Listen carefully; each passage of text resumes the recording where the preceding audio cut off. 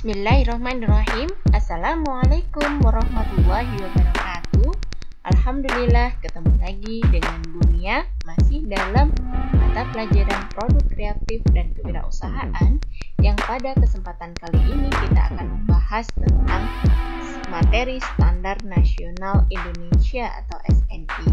Jangan lupa untuk like, komen, share, dan subscribe, serta tekan tombol loncengnya agar kalian bisa selalu mengikuti video-video Bunia selanjutnya.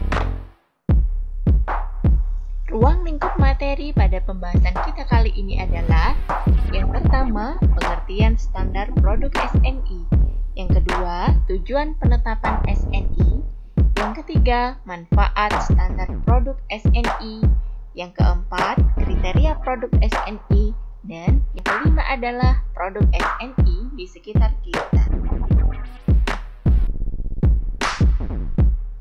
Materi kita yang pertama adalah tentang pengertian SNI atau Standar Nasional Indonesia.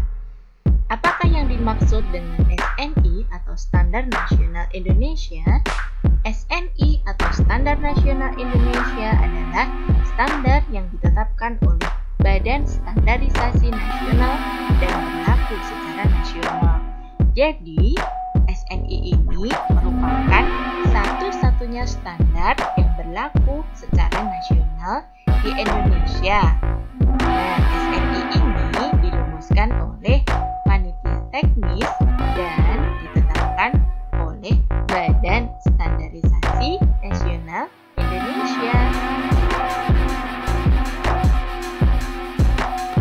Materi yang kedua adalah tentang tujuan penetapan standar produk SNI atau Standar Nasional Indonesia. Tujuan dari penetapan standar produk SNI adalah: yang pertama, tentu saja untuk meningkatkan perlindungan kepada konsumen, pelaku usaha, tenaga kerja, dan masyarakat yang lainnya. Perlindungan ini baik untuk keselamatannya, keamanannya, kesehatan, maupun juga untuk kelestarian fungsi lingkungan hidup. Tujuan yang kedua dari penetapan standar produk SNI ini adalah untuk membantu kelancaran dan juga keamanan perdagangan, baik itu perdagangan di dalam negeri maupun di luar negeri, baik antara konsumen dengan produsen ataupun produsen dengan konsumen.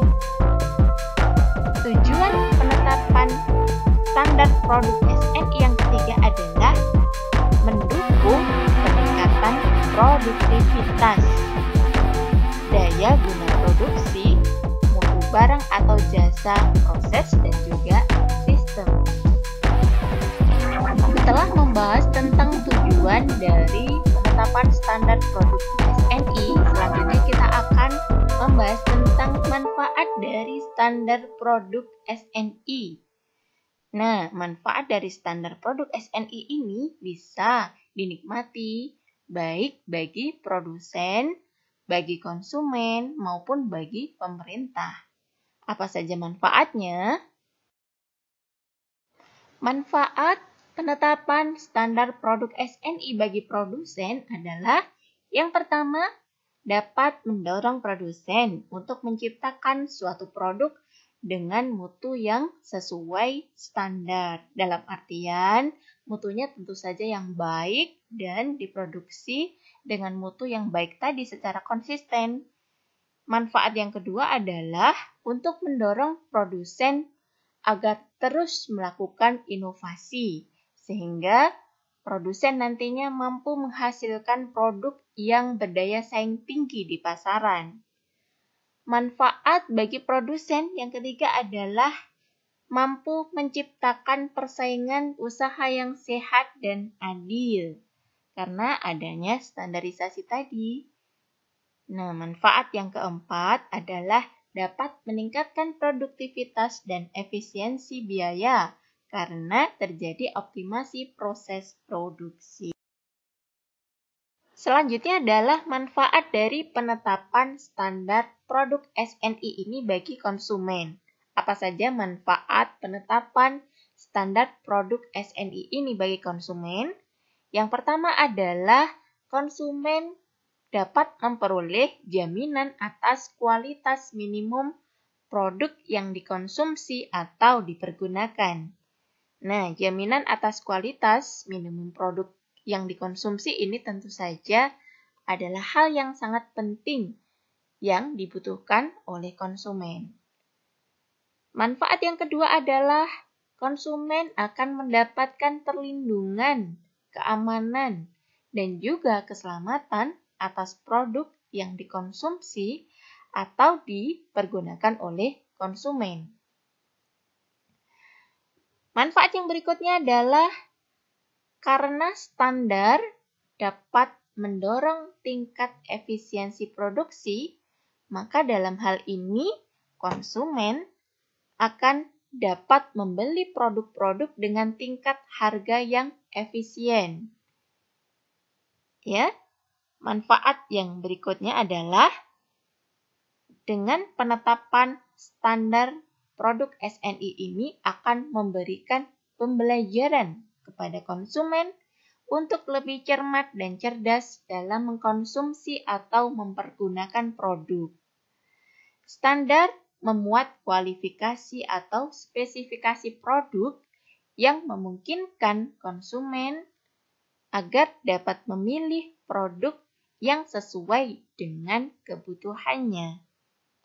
Manfaat yang kelima adalah akan mampu memberikan ruang bagi konsumen untuk menuntut atau mengajukan klaim terkait dengan manfaat suatu produk sesuai dengan janji yang diberikan oleh produsen. Adapun manfaat penetapan standar produk SNI bagi pemerintah sebagai pembuat kebijakan dalam hal ini adalah yang pertama sebagai standar untuk memberikan acuan dasar bagi perlindungan baik kesehatan, keselamatan, keamanan, dan juga perlindungan lingkungan bagi masyarakat. Manfaat yang kedua adalah standar menjadi acuan pembentuk kesetaraan perdagangan atau menjadi penghambat atas ketidakseimbangan perdagangan global. Manfaat yang ketiga adalah penetapan standar ini akan mampu memberikan informasi dasar tentang teknologi yang dikembangkan oleh industri maju, terutama dikaitkan dengan keputusan investasi serta penggunaan sumber daya dan implementasi teknologi. Berikutnya, kita akan membahas tentang kriteria produk SNI. Di awal tadi sudah saya sampaikan bahwa SNI atau Standar Nasional Indonesia ini merupakan satu-satunya standar yang berlaku secara nasional di Indonesia. Dan SNI ini dirumuskan oleh Komite Teknis atau yang dulu disebut dengan Panitia Teknis dan ditetapkan oleh Badan Standarisasi Nasional atau BSN Indonesia. Nah, Standar Nasional Indonesia ini ditetapkan untuk barang atau produk-produk yang memang sudah sesuai dengan ketentuan, ya. Kalau produk atau barang tadi sudah sesuai dengan ketentuan, maka akan diberikan stempel SNI. Tanda ini yang selanjutnya akan menjadi jaminan kualitas bahwa produk tersebut memang telah sesuai dengan standar yang diberlakukan oleh pemerintah di Indonesia. Agar sebuah produk dapat mendapatkan label SNI atau Standar Nasional Indonesia ini, maka tentu saja produk tersebut harus dapat memenuhi kriteria produk SNI atau Standar Nasional Indonesia. Sedangkan untuk memenuhi kriteria Standar Nasional Indonesia atau SNI ini harus melalui langkah-langkah sebagaimana berikut ini.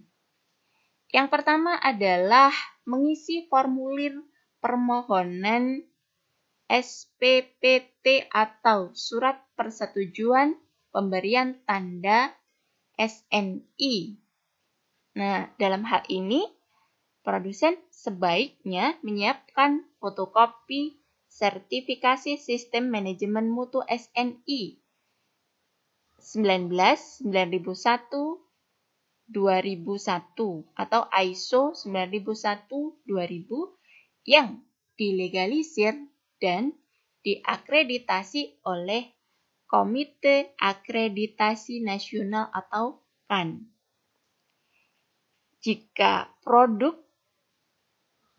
kalian merupakan produk impor, maka dalam hal ini kita juga atau kalian juga perlu melengkapi dengan sertifikasi dari Lembaga Sertifikasi Sistem Manajemen Mutu atau LSSM dari negara asal. Tetapi dalam hal ini harus dipastikan bahwa negara tersebut telah melakukan perjanjian saling pengakuan dengan Komite Akreditasi Nasional atau KAN. Nah, prosesnya dalam hal ini bisa dilakukan dalam 1 hari. Yang kedua adalah Lembaga Sertifikasi Produk atau LS-Pro akan melakukan verifikasi. Jadi langkah keduanya, Lembaga Sertifikasi Produk atau LS-Pro akan melakukan verifikasi. Verifikasi ini meliputi seluruh persyaratan untuk SPPT atau Surat Persetujuan Pemberian Tanda SNI, jangkauan lokasi audit, kemampuan memahami bahasa setempat, dan jika ada kesulitan di dalam memahami bahasa setempat, dalam hal ini diperlukan penerjemah bahasa setempat untuk melakukan audit kesesuaian. Nah, selanjutnya kemudian akan terbit biaya atau invoice yang harus dibayarkan oleh produsen. Langkah yang ketiga adalah melakukan audit sistem manajemen mutu produsen. Nah, dalam hal ini adalah melakukan audit kecukupan dan kesesuaian yang meliputi pemeriksaan kelengkapan dan kecukupan dokumen sistem manajemen mutu dan produsen terhadap persyaratan SPPT atau Surat Persetujuan Pemberian Tanda SNI. Audit kesesuaian ini meliputi pemeriksaan kesesuaian dan keefektifan penerapan sistem manajemen mutu di lokasi produsen.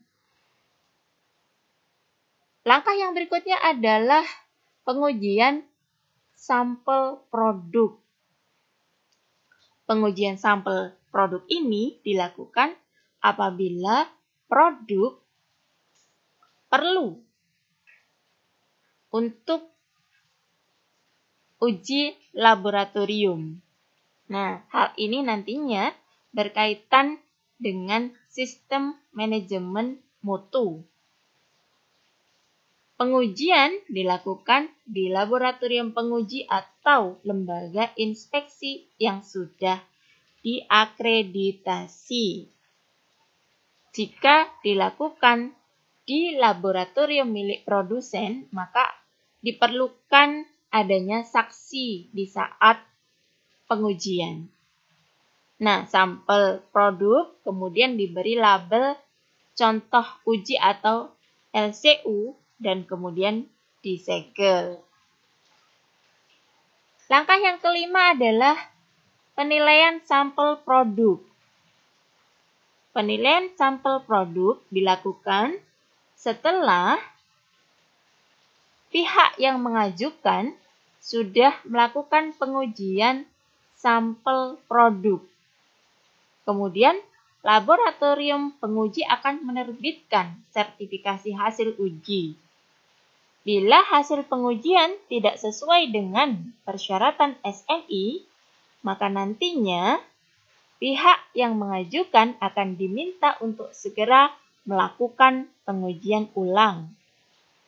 Dan jika hasil uji ulang tidak sesuai dengan persyaratan dari SNI, maka dalam hal ini permohonan SPPT SNI akan ditolak. Langkah yang keenam adalah keputusan sertifikasi. Nah, keputusan sertifikasi ini dilakukan ketika seluruh dokumen audit dan hasil uji yang menjadi bahan rapat panel tinjauan SPPT SNI LS Propustan Deperin.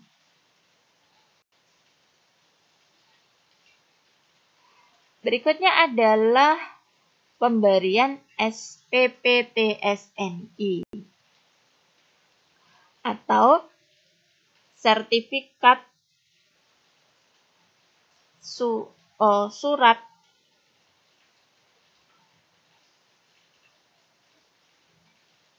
persetujuan pemberian tanda SNI.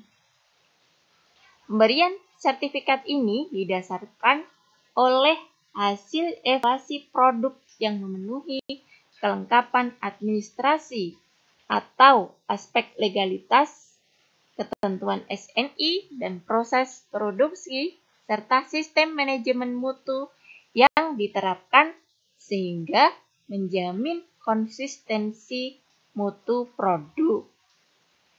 Nah, jika semua syarat sudah terpenuhi, maka LS Propustan Deperin akan menerbitkan SPPT SNI untuk produk yang diajukan oleh pemohon.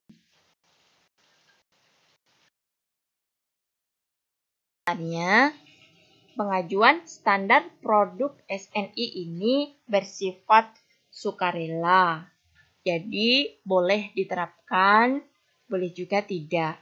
Tetapi, dalam hal berkaitan dengan kepentingan, keselamatan, keamanan, kesehatan, dan juga pelestarian fungsi lingkungan hidup, maka pemerintah dalam hal ini berhak untuk menetapkan, berhak dan juga berwenang untuk menetapkan pemberlakuan SNI secara wajib.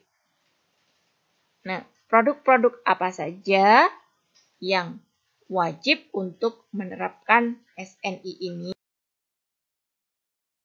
Ini merupakan contoh produk sehari-hari yang wajib untuk menerapkan label SNI atau Standar Nasional Indonesia. Yang pertama adalah peralatan makan dan minum. Kemudian produk air minum kemasan, produk makanan seperti biskuit, garam, tepung, dan lain-lain.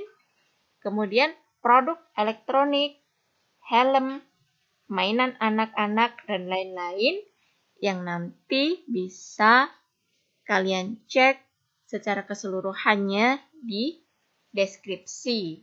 Jadi untuk contoh produk yang wajib untuk berlabel SNI sudah ada daftarnya dan itu sangat banyak sekali. Nanti silakan dicek tautannya di deskripsi.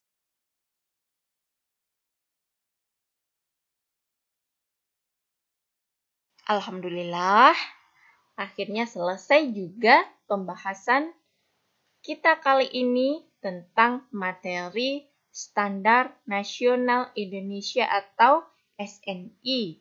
Semoga apa yang kita bahas kali ini bisa bermanfaat dan wassalamualaikum warahmatullahi wabarakatuh.